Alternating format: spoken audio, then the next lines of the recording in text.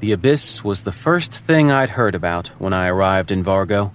It was like a lingering secret that everyone was too scared to talk about sober, but while drunk, it was all they could theorize about. I mean, how could they not? There was an impossible sinkhole in the sea that water drained into and had no end.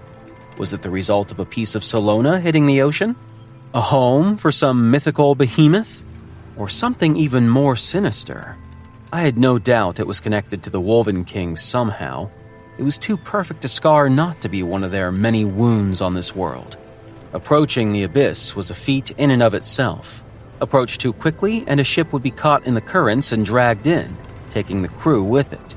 Going too slowly was even more dangerous. The abyss was surrounded by stone walls, almost like half-open gates, and as many ships smashed against the barrier as were destroyed in the abyss. Both were guaranteed death. No one had ever managed to cross it. Luckily for us, Chloe was a skilled helmsman, and Naomi was able to control our direction and speed better than most, thanks to her wind fabrications.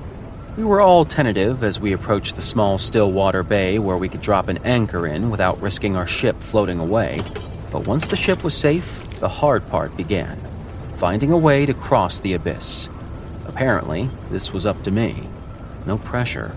I kicked off my boots, yanked my shirt over my head, and then walked the plank. My toes clung to the edge of the wood as my sight was focused on a single sliver of land surrounded by mist that extended over the abyss. Of all the places I had been to, this felt the most bizarre and magical. How had this formed? And how had it remained like this? Shouldn't the seawater have eventually filled it up? I'll come with you. Serena began to undress. Chloe quickly intervened, pulling her shirt back down before it made it past her forehead. Oh, come on. We shouldn't send him in there alone. And me going makes sense. You and Naomi need to be here in case something happens with the boat. We don't know what's in there. Michael will handle it. He's faced worse before and come out on top. I'm like a suicidal cockroach. Despite my best attempts, the world hasn't come up with a way to get rid of me yet. Her expression didn't turn from a stern grimace. Seriously, I'll be fine. I'll just scout out the area and be back. Promise. Fine. But be back before I realize you're gone. As you command, Your Majesty. I bowed deeply. Sebastian, any desire to join me? Not unless Rian is in there. Doubtful. I turned toward the abyss. Here goes nothing. I held my nose before I jumped off the plank. The water rushed past me as I sunk into the bay, the shock of the crisp coldness reaching my skin only after I'd stopped moving and began to swim upward. I broke the surface, savoring that first breath, and then kicked a few times before I could stand and walk the rest of the way to shore. There was no sand here, only sharp rocks all the way. I waved back to the ship to tell them I was well, and then made my way toward the abyss itself. Black, howling wind met my advance the moment my toes touched the sliver of land that extended over it. I nullified my body immediately, my arms over my face as I tried to push forward.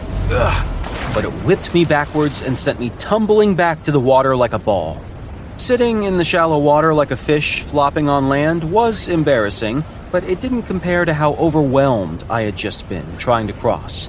I had felt the black wind before, in Dark's memories, but why was it here in reality? Was there some connection to this place and the world I experienced when I was in someone's memories? Naomi landed next to me.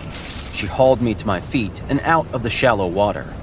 I scratched my head, still staring at the black wind. We searched the area and found nothing but water, small sharp rocks, and the black wind that prevented us from advancing. Come on, Michael. Let's head back.